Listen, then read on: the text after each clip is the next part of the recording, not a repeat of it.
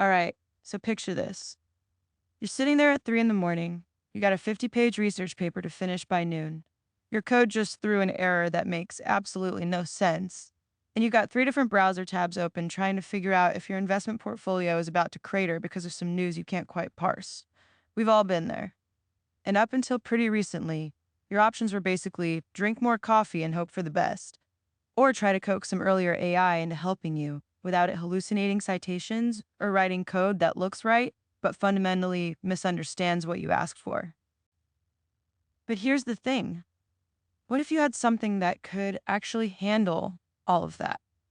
Not just one piece, not just the coding or just the research or just the analysis, but actually hold the whole context together and work through it with you. That's the problem we're actually trying to solve here. Not just make AI smarter in some abstract sense, but build something that can genuinely be a collaborative partner for complex, multi-step work without losing the thread halfway through. The obvious solution everyone reached for first was just make the models bigger, more parameters, more training data, more compute. And yeah, that helps to a point. GPT-4 is impressive, Cloud is impressive, but you hit this wall where the model can do individual tasks well, but struggles to maintain coherence across long sessions. You start working on something complex, you reference something you said 20 minutes ago, and it's gone. Poof, context window limitations. Or you ask it to look at a diagram you uploaded and it describes it okay, but can't actually reason about what's in it. Or you needed to run some code to verify something and it just makes up the output. So the question becomes, what if we approach this differently? What if instead of just scaling up, we built in specific capabilities that let the model interact with the world, maintain much longer context, and actually verify its work? What if we gave it tools, gave it vision, gave it memory? That's exactly what Moonshot AI did with Kimi 2.5, and today we're going to tear down exactly how it works, why those design choices matter, and what it actually enables that you couldn't do before. Before we get into the guts of Kimi 2.5 itself, we need to talk about some foundational stuff, because otherwise the magic tricks won't make sense. Let's start with context windows because this is probably the single biggest practical limitation people hit with large language models. A context window is basically how much text the model can keep in its working memory at once. Think of it like your desk space when you're working on a project. If you've got a tiny desk, you can only have a few papers out. You have to keep putting things away and getting them back out. Every time you do that, you risk losing track of something or misremembering where you put it. With AI, when you hit the context limit, the model starts forgetting the earliest parts of your conversation. That research paper you uploaded at the start? Gone. Those specific requirements you laid out? Vanished. Most models, even really good ones, are working with context windows in the 4,000 to 128,000 token range. Tokens are roughly pieces of words, so 128,000 tokens is maybe 100,000 words or so. That sounds like a lot until you're trying to analyze a 300-page legal document or debug a codebase with thousands of files. What Kimi 2.5 did was push this to 2 million characters in the context window. That's not tokens, that's characters, which is roughly equivalent to several million tokens. We're talking about being able to dump entire books, massive code repositories, or hundreds of pages of conversation history into the model and have it actually remember and reason about all of it. The way this works mechanically is fascinating. Traditional transformer architectures use what's called self-attention, where every token has to look at every other token. That scales quadratically, meaning if you double the context length, you quadruple the compute cost. It becomes prohibitively expensive very fast. Kimi gets around this through a combination of sparse attention patterns and what they call lossless compression. Instead of attending to every single token in that massive window, the model learns which tokens are actually relevant to the current query and focuses its attention there. It's like having a really good librarian who doesn't read every book in the library when you ask a question, but knows exactly which 3 shelves to check. Visually, if you were looking at this on screen, you'd see a heat map of attention weights. The current query would be bright red, and you'd see beams of connection shooting out to relevant sections across a massive timeline, but huge swaths would stay dark and inactive. That's the sparse attention doing its job. The step-by-step process works like this. First, the input gets tokenized and embedded into vector representations. Then a routing mechanism determines which chunks of the context are potentially relevant. The model maintains compressed representations of the full context that capture semantic meaning without storing every detail. When you make a query, It retrieves relevant compressed chunks, decompresses them on the fly, applies attention within that focused window, generates a response, and updates the compressed representations with any new information. The compression is the key trick here. It's lossy in the sense that it doesn't preserve exact token sequences, but it's designed to be semantically lossless. The meaning is preserved even if the exact wording isn't. For example, imagine you upload the entire text of War and Peace, which is about 1,200 pages or roughly 600,000 words. Then you ask, what does Pierre think about Napoleon in Chapter 3? The model doesn't search through 1,200 pages linearly. It knows from its compressed representation that Chapter 3 contains Pierre's philosophical musings. It retrieves that specific section with high fidelity, and it answers based on the actual text. The response might reference specific quotes because it decompressed that section fully. The alternative approach that other systems use is retrieval augmented generation, or RAG. That's where you chunk up your documents, embed them into a vector database, and retrieve relevant chunks based on semantic similarity. It works, but it's clunky. You lose the narrative flow, you can miss relevant context that spans chunk boundaries, and you have to manage a separate database. Kimi's approach keeps everything in the model's native context, maintaining coherence across the entire document. The implication here is huge. You can actually work with the model on extended projects. You can upload your entire codebase, work on it for hours, reference files you mentioned in the first 5 minutes, and it remembers. You can analyze books, legal contracts, research papers, and maintain a coherent thread of analysis across all of it. In the real world, this shows up in legal tech platforms like Harvey AI that need to analyze massive case files, in coding assistants like Cursor that need to understand entire repositories, and in research tools that need to synthesize thousands of papers. Kimi's architecture enables this natively without the RAG overhead. Now let's talk about multimodal capabilities, because this is where things get really interesting. Kimi 2.5 isn't just reading text. It can see, it can look at images, charts, diagrams, screenshots, photos, and actually understand what's in them. Not just describe them, but reason about them. The way this works is through a unified vision language architecture. The model has a vision encoder that processes images into the same latent space as text. Think of it like translating between languages, but instead of English to French, it's pixels to concepts. The vision encoder breaks down the image into patches, extracts features from each patch, and maps those features to the same embedding space that the language model uses for words. A good analogy here is how your own brain works. When you look at a picture, you don't see a grid of pixels. You immediately recognize objects, relationships, text, context. You see a photo of a street scene, and you understand that's a car, that's a stop sign, the weather looks overcast, there's a coffee shop on the corner. The unified architecture means Kimi can do the same thing, but then continue reasoning about it in language. It can look at a screenshot of a bug in your code, see the error message, read the surrounding code, and suggest a fix. It can look at a chart of your data and explain the trend. It can look at a diagram of a neural network architecture and critique the design choices. Visually, you'd see the image input going through a convolutional or transformer-based vision encoder, emerging as a sequence of visual tokens that get interleaved with text tokens in the main model's context. The attention mechanism treats visual and textual information identically, allowing cross-modal reasoning. A question about an image can attend to specific regions, and descriptive text can ground back to visual features. The mechanics, step by step. First, the image gets resized and normalized. Then it's split into patches, maybe 16 by 16 pixels each. Each patch goes through the vision encoder to produce a visual embedding. These embeddings are projected into the language model's dimensionality. Special tokens mark the beginning and end of visual sequences. The combined sequence of text and visual tokens goes through the transformer layers. Self-attention operates across both modalities, allowing the model to associate words with image regions. The output can be text describing the image, answering questions about it, or even generating coordinates for bounding boxes if you need it to point to specific elements. For a concrete example, let's say you upload a screenshot of a Python traceback. The error says int3, list index out of range on line 47. The screenshot shows the code around that line.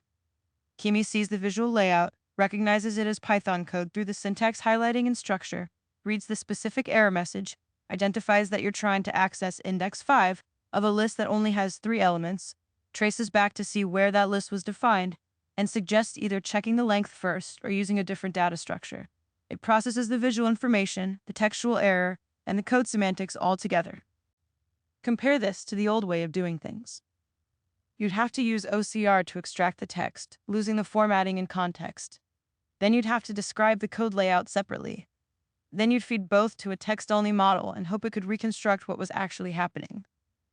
The unified approach is cleaner, more robust, and handles visual nuance that OCR misses, like color coding that indicates syntax errors or indentation that shows code structure. The implication is that user interfaces become much more natural. You can just screenshot things, you can share photos, you can work with visual data directly without pre-processing. The model meets you where you are instead of forcing you to translate everything into text. Real implementations of this include medical imaging analysis, where doctors share scans and get preliminary assessments, manufacturing quality control, where cameras feed images directly to AI for defect detection, and education platforms where students can upload handwritten work or diagrams for feedback. Kimi's vision capabilities enable these flows without separate pipelines. Now we need to talk about tool use, because this is where Kimi stops being just a chatbot and starts being an agent that can actually do things in the world. Tool use, or function calling, means the model can recognize when it needs external capabilities and invoke them. The core concept is that the model has access to a set of defined tools, each with a name, description, and parameter schema. When you ask it something, it doesn't just generate text. It analyzes whether it can answer directly or whether it needs to use a tool. If it needs a tool, it outputs a structured function call instead of conversational text. The system executes that call, returns the result, and the model incorporates that information into its response. Think of it like having a really smart research assistant who knows when to look things up. If you ask your assistant, "What's the weather like?" they don't guess, they check a weather service. If you ask, "What's Microsoft's stock price?" they look it up. The tool use capability gives Kimi that same judgment about when to look things up, calculate things, or execute code. On screen, you'd see the normal chat interface, but when a tool is called, there's a visual indicator, maybe a spinning icon or an expanded section showing searching web or executing code. The function call appears as structured JSON, with the tool name and parameters clearly displayed. When the result comes back, it's shown inline, and then the model's final response synthesizes everything. The step-by-step flow goes like this. First, the user query comes in. The model classifies the intent and determines if tools are needed. If yes, it selects the appropriate tool based on descriptions, and extracts parameters from the query or asks for clarification if needed. It generates a valid function call matching the tool's schema. The system intercepts this, executes the tool with those parameters, and captures the output. The tool output gets formatted and fed back to the model as additional context. The model now generates a natural language response incorporating that information. Here's a specific example. You ask Kimi to analyze the sentiment of recent news about Tesla stock and plot the trend. The model recognizes it needs current data, so it calls a web search tool with the query, "Tesla stock news sentiment analysis 2024. It gets back a list of recent articles. It then calls a sentiment analysis tool on the text of those articles, getting back scores like 0.7 positive, 0.2 neutral, 0.5 negative for different pieces. It then calls a plotting tool with the dates and sentiment scores to generate a chart. Finally, it presents you with the chart and a written analysis of what the sentiment trend indicates for investors. The contrast here is with models that either refuse to answer questions requiring current information because their knowledge is frozen at training time, or worse, hallucinate answers. Some systems try to get around this by automatically searching for everything, which is inefficient and often unnecessary. Kimi's approach is targeted. It only uses tools when necessary, and it can chain multiple tools together for complex workflows. The implication is that the model's knowledge becomes extensible and current. It's not limited to what it was trained on. It can access real-time data, perform calculations it can't do in its head, interact with APIs, and basically act as a controller for other software systems. This turns it from a static knowledge base into a dynamic agent. Real-world uses here are everywhere. Customer service bots that can actually look up your order status and process returns. Coding assistants that can execute the code they write to verify it works. Research agents that can search RxEve, download papers, and synthesize findings. financial advisors that can pull live market data and run portfolio simulations.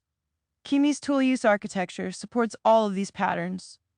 Speaking of coding, let's dive deep into the code execution capabilities because this is one of those features that sounds simple, but fundamentally changes what you can trust the model to do. Kimi 2.5 can write code, execute it in a sandboxed environment, see the results, debug if there are errors, and iterate until it works. The mechanism here is an integrated Python execution environment with strict security controls. When the model generates code, it can flag it for execution. The system spins up an isolated container, runs the code with resource limits, captures std out and str, and returns the results to the model. If there are errors, the model sees the traceback and can generate fixes. An analogy that works here is pair programming with a very fast junior developer. You describe what you want, they code it up, run it immediately, and if it breaks, they see the error and fix it right away. You don't have to copy-paste into a separate terminal. You don't have to manually run anything. The iteration loop is tight and automated. Visually, this looks like an interactive notebook interface. The model's code appears in a formatted code block with syntax highlighting. There's a run button or automatic execution indicator.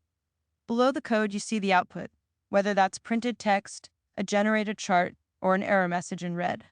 If there are errors, the model's next response addresses them directly, showing the corrected code. The process works step by step. The user requests something that requires computation or data processing. The model generates Python code to accomplish this. It flags the code for execution. The system validates the code for security, checking for dangerous imports or system calls. The code runs in a sandboxed container with network restrictions and resource limits. Output and errors are captured and returned. If successful, the model presents the results. If failed, the model analyzes the error, generates corrected code, and the loop repeats. For a concrete example, say you upload a CSV file of sales data and ask for a forecast of next quarter's revenue with confidence intervals. Kimi writes Python code using pandas to load the data, clean it, uses scikit-learn or profit to fit a time series model, generates predictions with confidence intervals, creates a matplotlib visualization of the historical data, and forecast, and executes all of this. If the CSV has unexpected null values that cause an error, Kimi sees the pandas error, adds data cleaning code, and reruns. You get back a working forecast and a chart, and you know it actually ran because you see the code and output. The alternative is the old way, where models would just describe what code you should write, or worse, claim to have analyzed data they couldn't actually access. Some systems require you to manually copy code to your own environment, breaking the flow. Kimi's integrated execution means you can verify the analysis immediately, iterate quickly, and trust that the results are real. The implication is significant for data science, financial analysis, scientific computing, and education. You can explore data interactively. You can prototype algorithms quickly. You can verify claims about what code does. The model becomes a computational partner, not just a code generator. Real implementations include Jupyter AI, which integrates language models into notebooks, Google Colab's AI features, and specialized data science platforms. Kimi's approach brings this capability into a general conversational interface, making it accessible without notebook setup. Now let's talk about the memory system, because this is what allows Kimi to actually get to know you and maintain continuity across sessions. The basic problem with most AI conversations is that they're stateless. You start a new chat, and it's like meeting a stranger every time. The model has no memory of who you are, what you like, what you're working on, or what you've discussed before. Kimi's memory system solves this by allowing the model to store and retrieve information across conversations. It can remember facts you tell it, preferences you express, projects you're working on, and context from previous sessions. This isn't just saving chat history, it's actively managing a knowledge base about you and your ongoing work. The analogy here is the difference between talking to a different customer service rep every time you call versus having a dedicated account manager who knows your history. With the rep, you repeat yourself constantly. With the account manager, they remember your situation, your preferences, your past issues. They have context. Mechanically, this works through a structured memory store that the model can read from and write to. When you tell Kimi something worth remembering, like, I'm allergic to shellfish, or I'm working on a thesis about Byzantine history, or always use TypeScript for my code examples, it can store that in its memory. In future conversations, even new sessions, it retrieves relevant memories based on the current context. Visually, you'd have a memory management interface showing what the model remembers about you. It might categorize memories into topics like personal preferences, projects, facts. You can view, edit, or delete memories. When the model uses a memory, there's subtle indication, maybe a small icon or highlight showing based on your preference for it. The step-by-step process. During conversation, the model identifies information worth storing. It generates a structured memory entry with a key, value, and category. This gets stored in a persistent database associated with your account. In future sessions, your query gets analyzed for relevance to stored memories. Relevant memories get retrieved and injected into the context. The model uses this information to personalize responses. You can explicitly ask it to remember or forget things, giving you control. For example, you tell Kimi in one conversation that you're learning Rust and you prefer detailed explanations of memory safety concepts. 3 weeks later, you come back and ask about concurrency. Kimi retrieves the memory that you're a Rust learner, adjusts the explanation to use Rust concepts as reference points, and goes deeper on memory safety implications than it might for a general audience. It remembers you. Compare this to systems that start fresh every time. You can sometimes hack around this by pasting a giant prompt describing everything about yourself, but that's clunky and has length limits. Some systems try to infer preferences from conversation history, but that's passive and unreliable. Kami's explicit memory system is active, managed, and persistent. The implication is that the model becomes genuinely personalized over time. It learns your communication style, your expertise level, your ongoing projects. It can proactively bring up relevant past work. It feels less like a tool and more like a collaborator who knows you. Real-world parallels include personalized learning platforms that adapt to student knowledge, healthcare systems that maintain patient history, and business CRM systems. Kimi brings this personalization to general-purpose AI assistants. Now let's get into the core of how Kimi 2.5 actually generates responses, because there's some really interesting stuff happening under the hood with the mixture of experts architecture. This is technical, but it's crucial for understanding why the model can be both capable and efficient. Traditional dense language models use all their parameters for every single token they generate. If you have a 70 billion parameter model, every token runs through all 70 billion parameters. That's computationally expensive and frankly wasteful. Not every query needs the full capacity of the model. Simple questions don't need the same computational depth as complex reasoning tasks. Mixture of experts, or MOE, changes this. Instead of one dense network, you have multiple smaller expert networks and a routing mechanism. For each token, the router selects which experts to use. Only those experts are activated. So you might have 8 experts, each with 10 billion parameters, but for any given token, you only use 2 of them, meaning you're computing with 20 billion parameters instead of 80 billion. Think of it like a hospital with specialists. You don't have every doctor examine every patient. The triage nurse routes you to the relevant specialist. Chest pain goes to cardiology, broken bones to orthopedics, weird rash to dermatology. Each specialist is highly trained in their area, and the system as a whole can handle diverse cases efficiently without every doctor being involved in every case. Visually, you'd see a diagram with input tokens flowing into a router network. The router shows probability distributions across expert choices, maybe visualized as bars or heat. The selected experts light up while others stay dark. The outputs from active experts get combined and passed to the next layer. The key visual is that most of the network stays inactive for any given token. Step by step, the input token gets embedded into a vector. The router network computes a probability distribution over available experts. The top K experts are selected based on this distribution. The input is passed to only those selected experts. Each active expert processes the input and produces an output. These outputs are weighted by the router probabilities and combined. The combined output passes to the next layer or generates the next token. For a concrete example, imagine the model is generating a response about Python programming. When it encounters the token def, indicating a function definition, the router might activate experts specialized in code syntax and software engineering. When it shifts to explaining a concept, It might activate experts trained on educational content and natural language explanation. When it generates a mathematical formula, math specialists activate. The model dynamically allocates its capacity based on what it's currently doing. The contrast is with dense models that use everything for everything. That's like having every specialist in the hospital examine every patient. You get thoroughness, but it's slow and expensive. Some other MOE implementations exist, like in GPT-4 or Mixtral, but Kimi's specific routing mechanism and expert specialization is tuned for the kinds of tasks it commonly encounters: long document analysis, coding, mathematical reasoning, and multilingual content. The implication is efficiency at scale. Kimi 2.5 reportedly has hundreds of billions of total parameters, but only activates a fraction for any given task.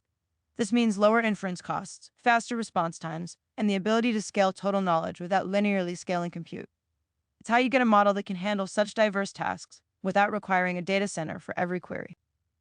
Real-world MOE systems include Google's Switch Transformer, Meta's Mixtral 8x7b and 8x22b models, and OpenAI's GPT-4, which is believed to use similar architectures. Kimi implements this with specific optimizations for long context handling and multimodal integration.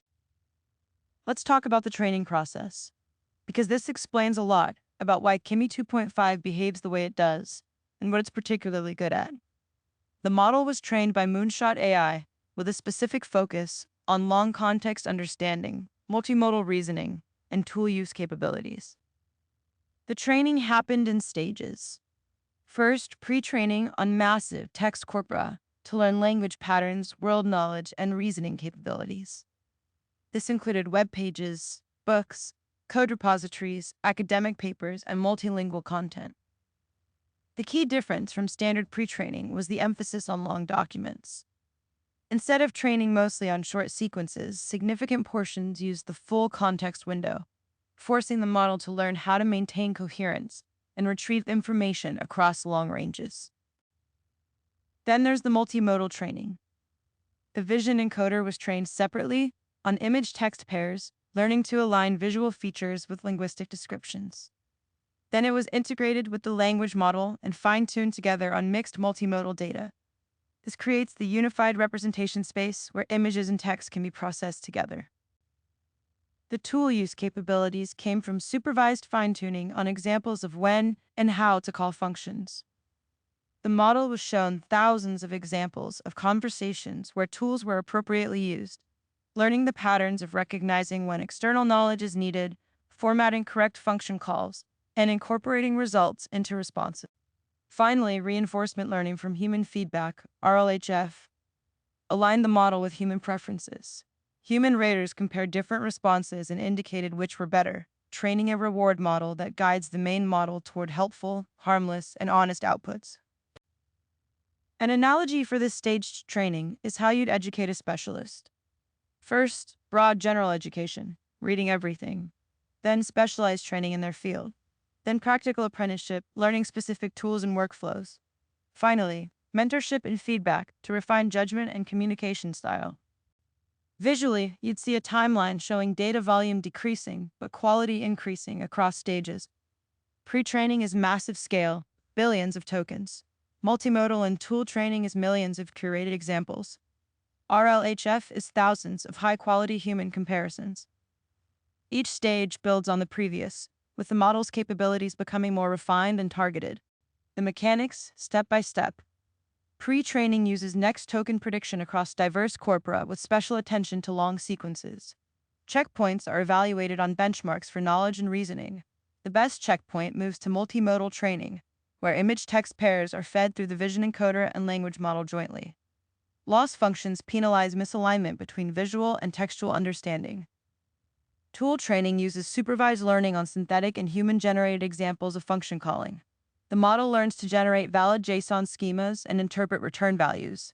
RLHF samples multiple responses, has humans rank them, trains a reward model on these rankings, then uses PPO or similar algorithms to optimize the policy against that reward model. For a concrete training example, consider teaching the model to analyze charts. In multimodal training, it sees thousands of chart images paired with descriptions and questions. This line chart shows Q1-Q4 revenue. What was the growth rate from Q2 to Q3? The model learns to locate the relevant data points visually, extract the values, calculate the percentage change, and express it in natural language. Through RLHF, it learns that humans prefer responses that cite specific values from the chart, rather than vague generalizations. The contrast is with models trained more narrowly. Some coding models focus only on code, lacking general knowledge. Some general models lack multimodal or tool capabilities because they weren't trained on those tasks. Kimi's broad but deep training across text, vision, tools, and long context makes it more versatile.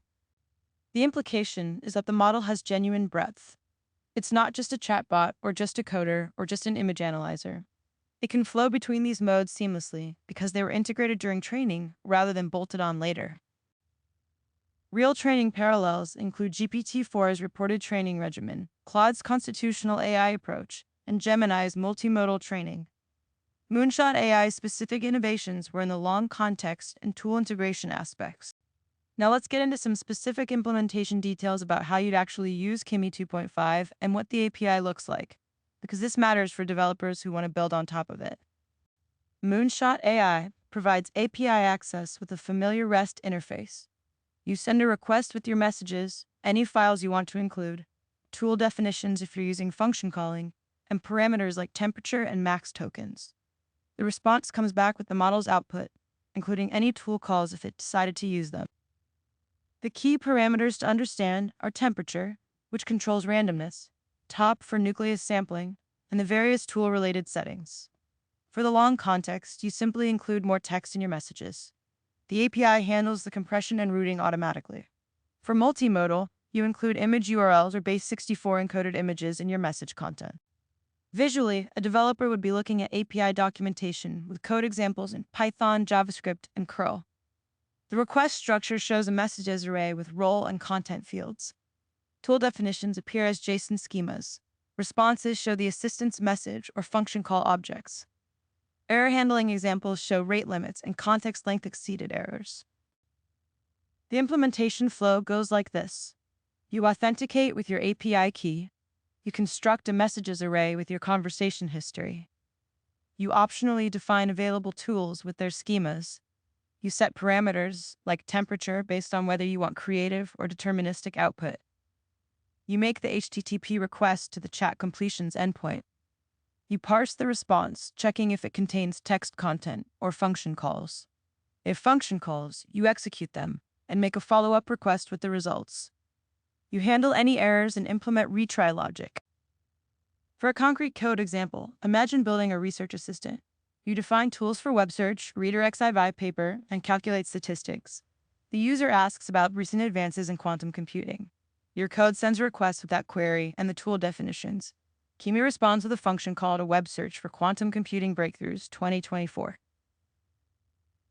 Your code executes that, gets results, sends them back. Kimi then calls redirects IV paper on a specific paper it found. Your code fetches and summarizes that paper. Finally, Kimi synthesizes everything into a coherent response with citations. The contrast here is with simpler APIs that just return text. Some older systems require you to manually handle tool use by parsing the text for specific patterns. Some don't support multimodal inputs through the API at all. Kimi's structured function calling and native multimodal support make integration cleaner. The implication is that you can build sophisticated agents with relatively simple code. The model handles the hard parts of deciding when to use tools and how to combine information. Your code just needs to execute the tools and manage the conversation flow. Real API comparisons include OpenAI's function calling API, which is very similar, Anthropic's tool use in Claude, and Google's function calling in Gemini. Kimi's API is designed to be familiar to developers already using these systems, while adding specific features for long context. Performance considerations matter here. That 2 million character context window is powerful but not free. Longer contexts take more time to process and cost more. The MOE architecture helps, but you still need to be smart about what you include. The best practice is to include only relevant context, use the memory system for persistent information rather than repeating it, and chunk very long documents strategically. For deployment, you need to handle streaming responses for better UX, implement proper error handling for rate limits, and design your tool schemas carefully. Poorly described tools confuse the model. Well-designed tools with clear descriptions and examples work reliably.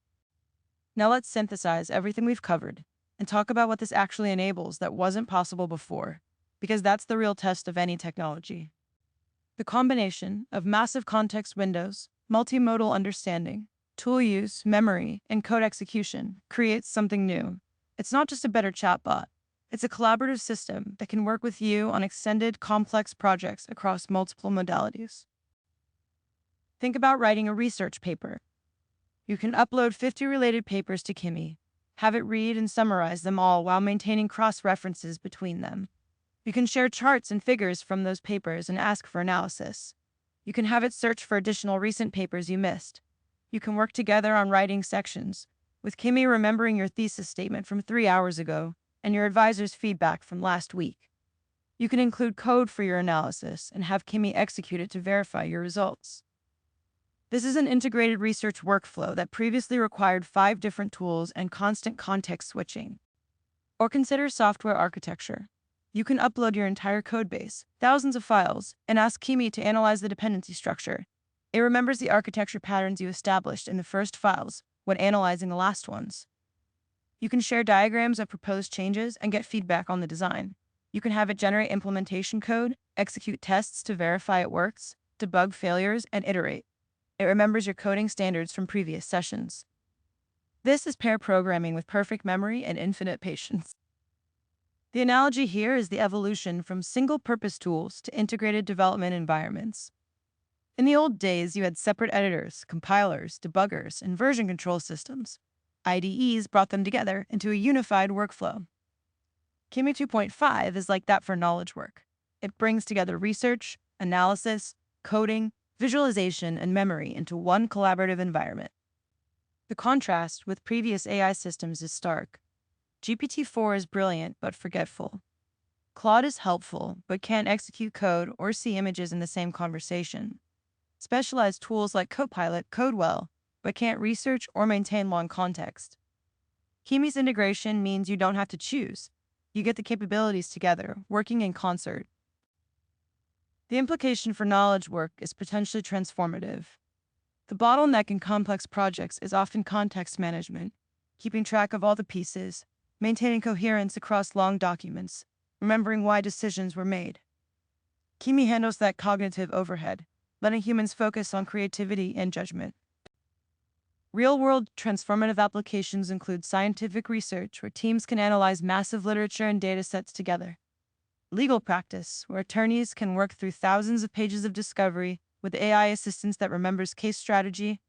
Education, where students can have personalized tutors that remember their learning history across subjects. And creative work, where writers and designers can develop complex worlds and visual styles over extended collaboration. Of course, there are limitations and concerns we should acknowledge. The context window, while huge, isn't infinite. Very large code bases or document collections still need strategic chunking. The model can still hallucinate, though tool use and coded execution provide verification mechanisms. Privacy concerns exist with memory systems storing personal information. The API has rate limits and costs that scale with usage. And like all AI systems, it can reflect biases in its training data. But the trajectory is clear. We're moving from AI as a tool you use for discrete tasks to AI as a collaborator you work with over time on complex projects. Kimi 2.5 represents a significant step in that direction through its specific architectural choices around context, multimodality, and tool integration. So let's bring this back to where we started. That 3 a.m. scenario with the research paper, the broken code, and the financial analysis. With Kimi 2.5, you're not alone in that. You've got a system that can read those 50 pages with you, help debug that code by actually running it, analyze that financial news by searching current sources, and remember everything about your project from start to finish. It's not doing the work for you, it's working with you, maintaining the context so you can focus on the actual thinking. The key insight here is that intelligence isn't just about knowing things or generating text. It's about maintaining coherent context over time, integrating multiple sources of information, verifying claims against reality through tools and execution, and learning from ongoing interaction. Kimi 2.5's architecture addresses each of these dimensions specifically. For further exploration, I'd recommend actually trying the system on a complex project in your domain. Don't just ask it trivia questions, upload a book and discuss it. Work through a coding project over multiple sessions. Have it help you research a topic deeply, following citations and verifying claims. That's where you'll see the difference between this and earlier systems. The capabilities we've discussed, long context, vision, tools, memory, code execution, they all shine in extended use, not single queries. The future of AI isn't just smarter models in the abstract sense. It's models that can maintain meaningful collaboration with humans over time, across modalities, with access to real information and the ability to verify their work. Kimi 2.5 shows what that looks like in practice today.